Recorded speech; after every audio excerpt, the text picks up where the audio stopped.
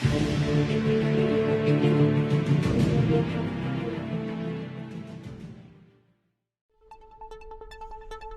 येथे बिबट्याच्या हल्ल्यात एक बोकड मृत्युमुखी. टाकेत परिसरात बिबट्याचा धुमाकूळ.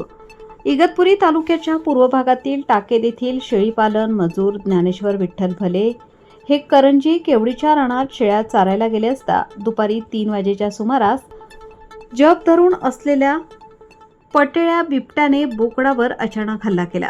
या हल्ल्यात उर्वरित शेळ्या सैरावैरा पळायला लागल्या. नंतर शेळी मालक ज्ञानेश्वर भले यांनी बोकडाला बिबट्याच्या तावडीतून सोडवले, परंतु बिबट्याने बोकडाचे नरडे फोडल्याने बोकड जागेवर मृत्युमुखी पडला.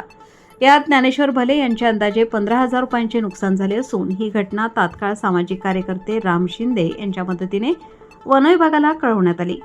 वनरक्षक वैशाली गाढवे यांच्या मार्गदर्शनाखाली वनरक्षक करके यांनी घटनास्थळी पाहणी करून नुकसान भरपाईसाठी वन विभागाकडून फोटो काढून पंचनामा करण्यात आला. दरम्यान काही दिवसांपूर्वीच ज्ञानेश्वर भले यांचा बोकड 11,000 रुपयांना मागितला होता, परंतु गावरान देशी प्रजातीचा बोकड आणखी सांभाळला तर जास्त पैसे येतील या आशेवर ज्ञानेश्वर भले यांनी बोकड विकला नाही.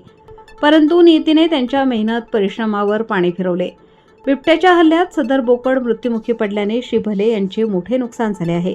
तरी वन विभागाने सदर नुकसानीची दखल घ्यावी व तात्काळ नुकसान भरपाई द्यावी अशी मागणी ज्ञानेश्वर भले व सामाजिक कार्यकर्ते राम शिंदे यांनी केली आहे. लोकमान्य न्यूजसाठी संचालक लक्ष्मीकांत शिंदेसह पत्रकार राम शिंदे, इगतपुरी.